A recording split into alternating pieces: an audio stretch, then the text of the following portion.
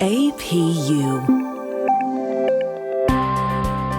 American Public University is proud to present The Everyday Scholar.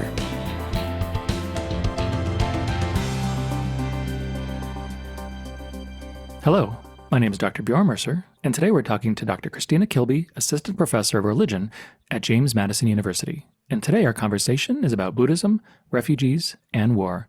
Thanks for being here, Christina. Thanks for having me. Good to be here. Excellent. I found Christina on, it was the Academic Minute from the AAC&U, and I reached out to her, and she has generously agreed to be on The Everyday Scholar, so thank you so much. And so my first question is, most of our listeners wouldn't associate Buddhism with war. What brought those two together for you? Yeah, there's this real sense of, I think, romanticism when a lot of us in the United States who aren't from Asian heritages think of Buddhism. We think that it's a totally nonviolent religion. We think everyone's vegetarian. Neither of those is true. So Buddhism and war have gone together for as long as human history. Buddhists are people, and Buddhist societies have had conflict. They've had armies. And in that sense, war is a very universal human problem or method of dealing with conflict. It's not unique to one tradition, and no one's excluded from that. So bringing those two together has been an interesting challenge because in my work and the work of other colleagues that I'm collaborating with, there's a bit of a hurdle to get over just to have conversations about Buddhism and war, especially for those of us in the West that might romanticize the tradition. But there's also a kind of reticence on the part of Buddhists to think about war sometimes because they hold such a high ideal of their tradition. Nonviolence is a very important foundational tenet of the Buddhist path. So it's also hard for Buddhists sometimes to think about what the ethics of war really look like through a Buddhist lens. So bringing these two together is not an easy thing, but history shows us that it's important and that there's plenty of human experience behind it. And that's a wonderful intro. And it makes me think of how Buddhism typically is portrayed in U.S. media, where it's very spiritual. People sometimes have a deep knowledge of the world because there's some sort of Buddha, and it's not even always Buddhism, but it has all the veils and the symbolism of Buddhism. How do you think U.S. media, quote, say, misinforms people about Buddhism? Well, I think one of the challenges that U.S. media has in general in terms of portraying religion is understanding nuance and complexity. And this is something that scholars of religion are trying to engage more and more with, is how to educate journalists in depicting the nuances of religion. It's not just as easy as us versus them, in groups and out groups. It's not just as easy as, well, their sacred text says this, so therefore they must be doing this. There's a lot of negotiation and interpretation that happens in religion and living it out. And it's just as hard for Buddhists as for others to find ways to live out their traditions. And that totally makes sense because it makes me think of even in the U.S. where there will be Protestant or evangelical ideas about Catholicism, all Christianity. But when you're in a different denomination, you have these ideas, misinformation about the church that's literally across the street from you. And that misinformation is then passed from person to person. And it's not ill will usually, but it's just usually not knowing the person who is living in the same city as you. So it's easy to imagine how it's even harder when it's Buddhism.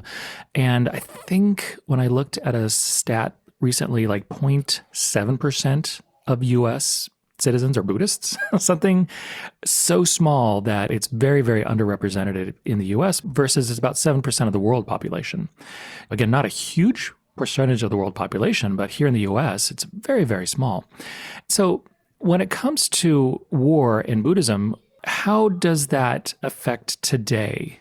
The reason I got into this topic is I started collaborating with some work that the International Committee for the Red Cross is doing to engage more religious groups in thinking about conflict and thinking about humanitarian ethics of armed conflict.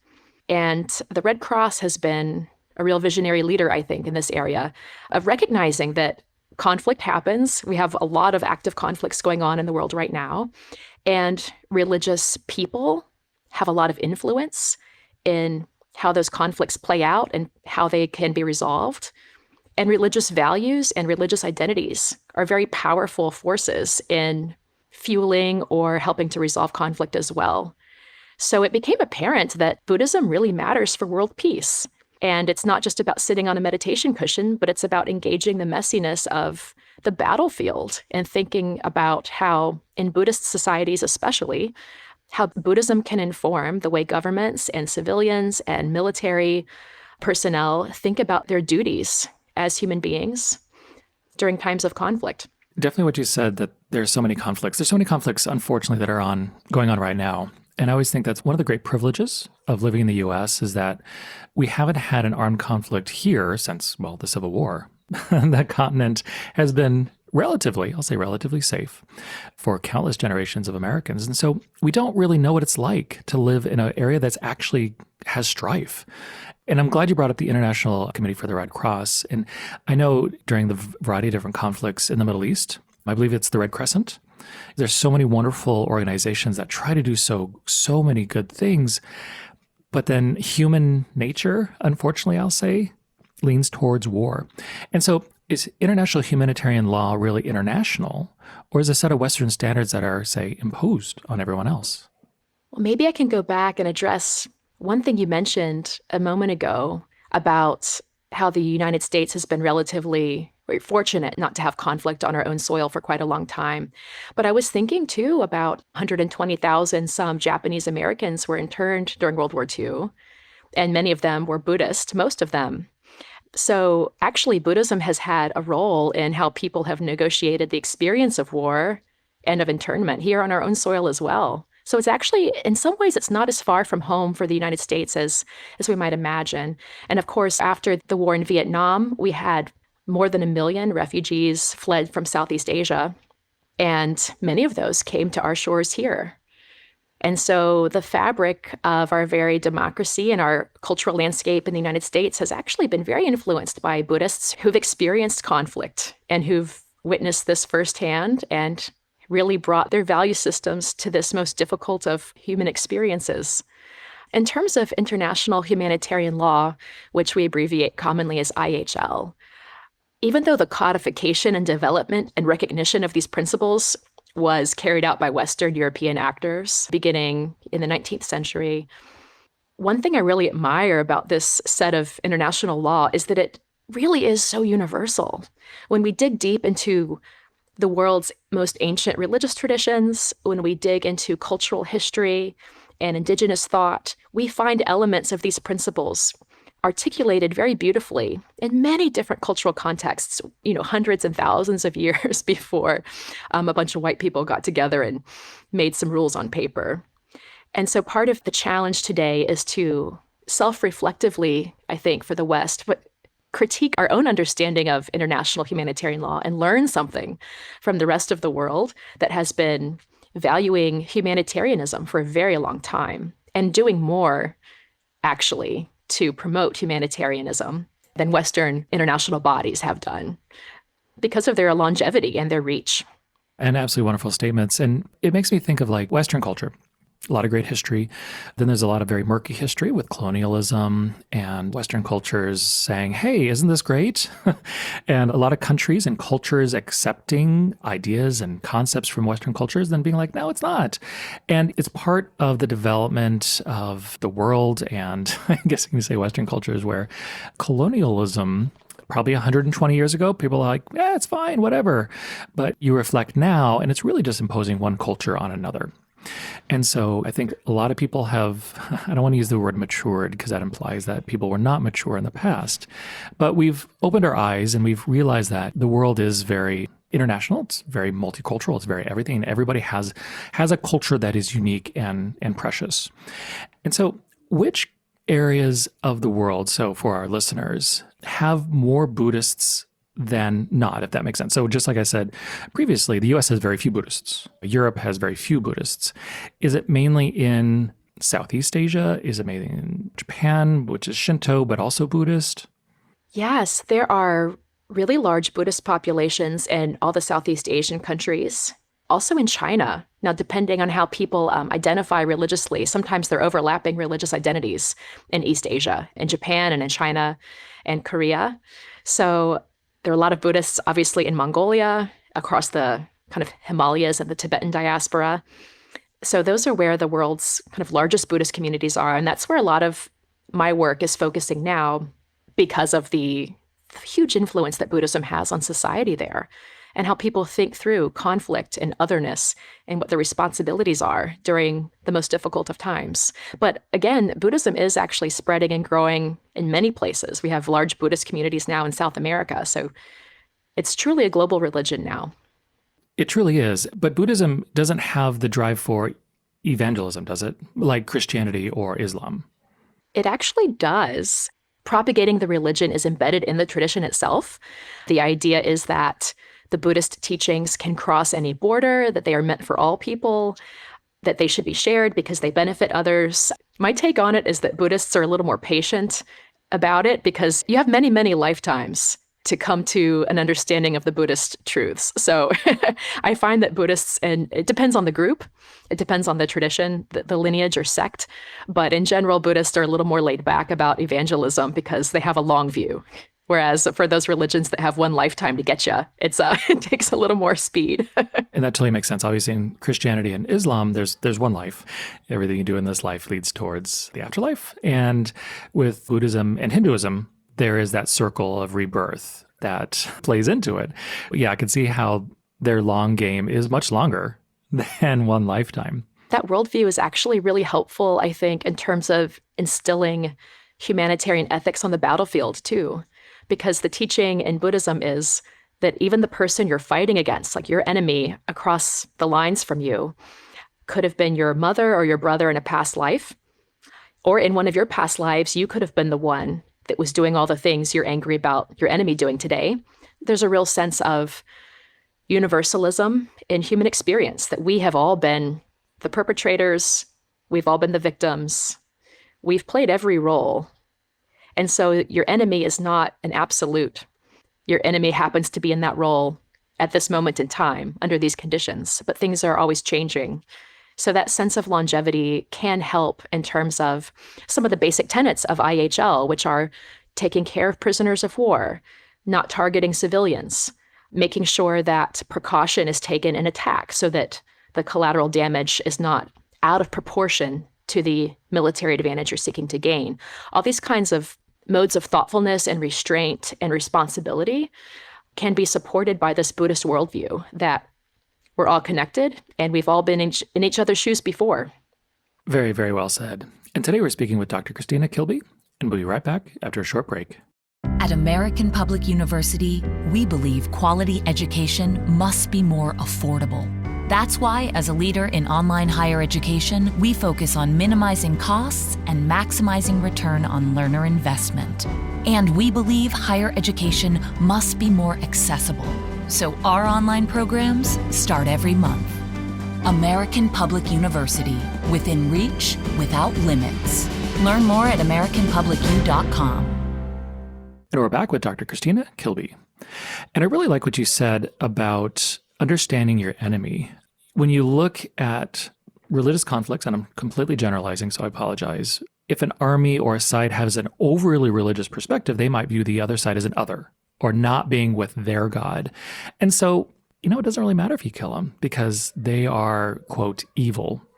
Of course, I would go in to say that evil doesn't exist, but that is my own personal thing. And so where do refugees fit into this picture?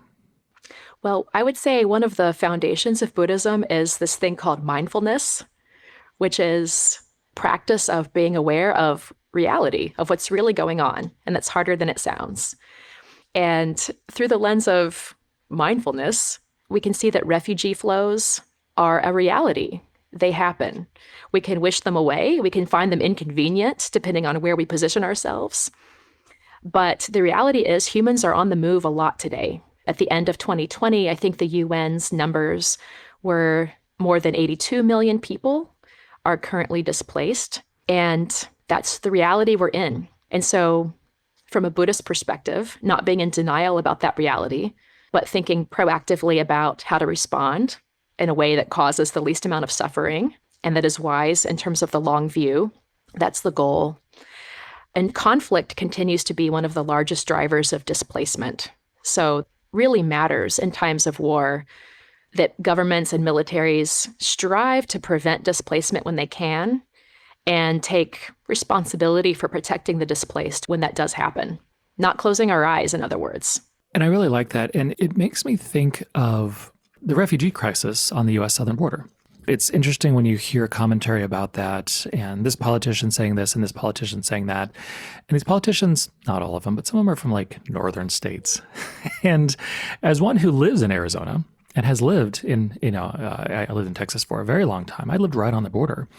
And it's one of those things where it seems like with Buddhism, having that humanitarian view of, quote, the border crisis is like step one. These are human beings.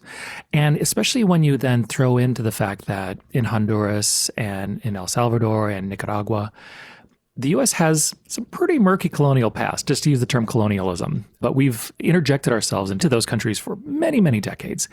And so when we just kind of wipe our hands clean and say, why are these people coming? Well, America is the place where a lot of people want to come, and they want to come.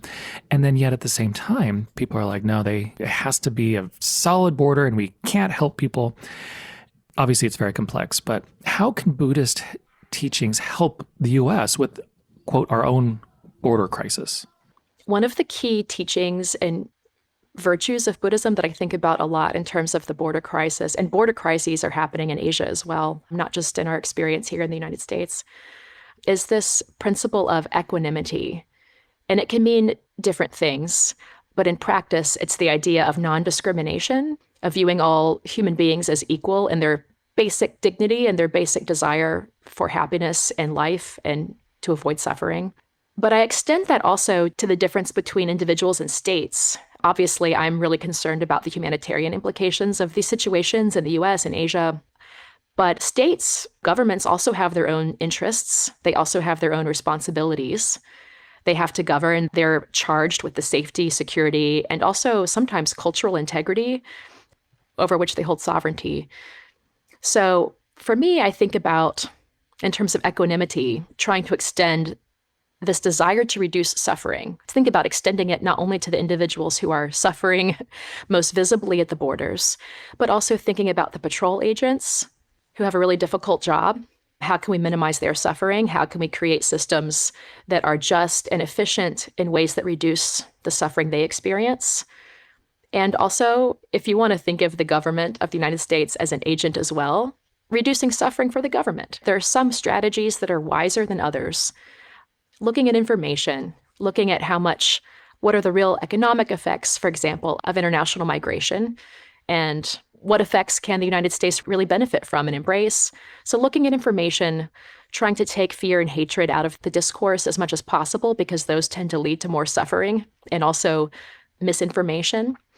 So I think about all the different actors that are involved in these kinds of situations. And although my research is focused on the humanitarian dimension, where we're thinking about the plight of the individuals who are in distress and fleeing for their lives, it's important to balance that with the realities of governance and statehood and just being wise as possible. And I think there's a lot of improvement we can make. There is. And I think for Americans, again, going to the safety issue, Americans for the most part have had a very safe country in the sense that they have foreign adversaries not trying to take us over. Nobody's trying to invade us.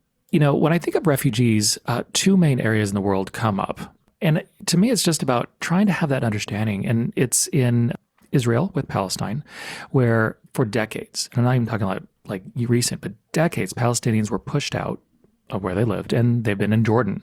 They've been in other countries around them. And then with the more recent Syrian civil war, where the hundreds of thousands of Syrians have fled. And so literally the countries around them, Jordan and Turkey, have had to absorb all these refugees. And it'd be so difficult. And the lack of empathy or understanding is quite perplexing, I'll just say, from certain governments. And then in Myanmar, which has been a very, very unfortunate conflict over the last few years, which has a very high Buddhist population, doesn't it?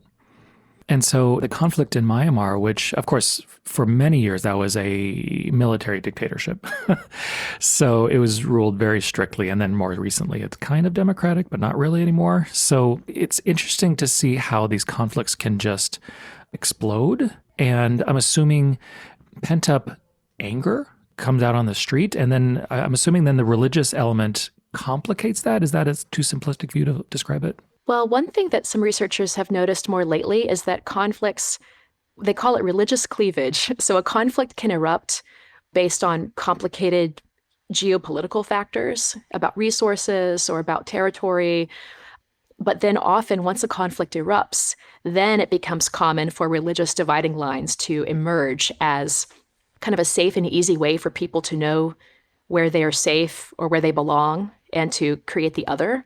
So a lot of times religion is not the instigating factor for a conflict, but it emerges as a divisive tool after the conflict emerges. And that totally makes sense. It makes me think of how the former Yugoslavia erupted and fell apart, where for decades under the communist regime, they lived in peace. It was a country that worked. And then when it broke up, a variety of people decided, hey, we should these countries should stick together and these shouldn't. And instead of course, talking it out, they started shooting at each other. And then there was the religious strife. Again, religious strife where that hadn't been that. And it totally makes sense what you said, where people default to that, even though, again, for decades, it was, quote, working in Yugoslavia. And so this leads me to the last questions. Had you ever worked with a military audience before this project? And how has your work with the Red Cross changed how you view the military? This has been such an eye-opening experience for me. I've had very little prior, exposure to the military in general. Like a lot of Americans, my grandfathers were all veterans from World War II, but the Red Cross has really changed how I've seen the military as a potential force for so much good in the world. I think I had some stereotypical ignorances about military life. I'm just learning. But this all started with a conference I attended in Sri Lanka a couple years ago, and there were Buddhist monks and nuns there. There were Red Cross attorneys and humanitarian personnel there, and there were also military leaders from several Asian countries. And it was humbling to be in that room with so many different voices and to hear from people who had been on the battlefield, had been involved, for example, in the Sri Lankan Civil War, had put their lives on the line and had to face these really difficult decisions about how to be Buddhist and how to do what they saw as the duty for their country at the same time. These are challenges greater than those I've had to face. And I have a lot to learn. Many of us do, especially the humanitarian sector. So I've really been interested in learning more about military experience and thinking about how the work I do as a scholar of religion can help support military folks, because they carry a large burden. They have a huge responsibility.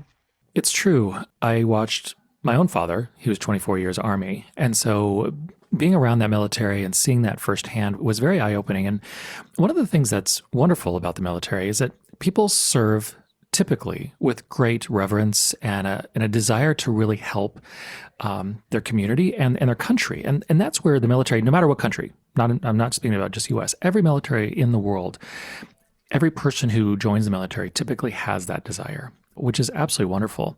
Now, where I typically get suspicious is how politicians then want to use the military. And it's not to say the politicians are all bad. They're not. But oftentimes, most military leaders, the last thing they want to do is enter a hot war. Because once you enter a hot war, all rules are out. And things happen that you can't control. And it seems like with politicians, they seem to think, oh, well, X will happen and then I will benefit because Y will happen. And it's like everything is thrown out the window. And so that really makes sense when you're in that conference and there's so many different people, because the number one thing is that most people want to do is they want to avoid conflict. The last thing you want to do is have a conflict. And I had a podcast with Dr. Larry Parker, and he was a career Marine, and it was about the philosophy of war. And the first thing I asked him is like, why war? Why do we have war anymore? There literally should be no reason for war, but war still exists. Most countries aren't fighting for resources. Most countries. And most wars are just because people can't come to the table and talk it out. And so how is it that we can use these Buddhist ideas for non-Buddhists to help prevent and further make war less inevitable? Yeah, I enjoy thinking about this question of what non-Buddhists in the world can learn from Buddhists about the conduct of war and governance in general. And there's one principle in particular that I've published a couple articles on that really seems compelling to me. And it actually comes from Hinduism, because Buddhism was built on this foundation of Hindu tradition. And it's an idea called the gift of fearlessness. and I've spoken about it before, but it's this idea that offering people protection is the main measure of power and sovereignty.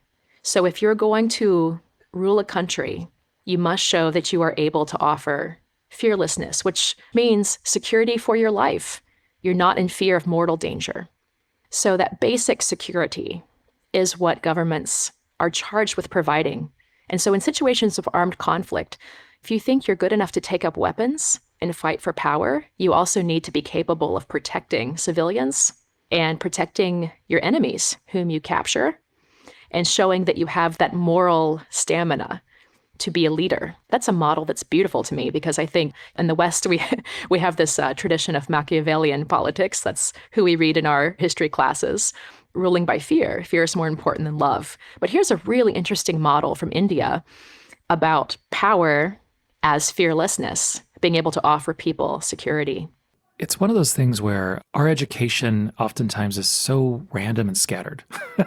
For those raised in the U.S., which most of our listeners are, it's mainly from a Christian perspective, even if you're not Christian, but you were raised in a Christian country generally. And so we get a lot of Christian culture and ideas. The Machiavellian idea, even though I think most people don't follow that, it's always there. It's kind of like in business. Oh, it's just business. And that idea kind of permeates a lot of people's ideas of how things operate. I think most people don't actually operate that way. Some people do, and they're usually narcissists. But then sometimes those people are in charge, and it's hard to get around, when that person is that way. I would hope that people of other religions, and say Christianity, would look at some of the great aspects of Buddhism and not view it as a threat, because we live in a global world and cultures intermix all the time, and say these are some wonderful things that have come from a different tradition that we could learn from, just like other people learn from us, but we could learn from that. And it's a wonderful way to live your life. Absolutely wonderful conversation, Christina. Any final words? Well, I really appreciate you having me. And I just invite your listeners to think more about where they bring their own ethical systems into their work, whether they're in the military or another field. How do those cultural values or religious values make them better human beings? And it's worth reflecting on, even if you do a job that's really hard, or even if you do a job that others might look on as morally compromised. For example, being a politician. So it's worth reflecting on, and we do have a lot to learn from each other. Each of the traditions that have been lucky enough to make it to today have so much wisdom, and we all focus on different things. In Islam, the ethics of war is something that's been deliberated on in great detail and written into the Quran. And that's actually been a huge influence on international humanitarian law, the contributions of Islam. So we do have a lot to learn from each other. You might be surprised. Excellent. Very well said. And today we are speaking with Dr. Christina Kilby about Buddhism, refugees, and war. And of course, my name is Dr. Bjorn Mercer, and thank you for listening. For more information about our university, visit us at studyatapu.com. APU, American Public University.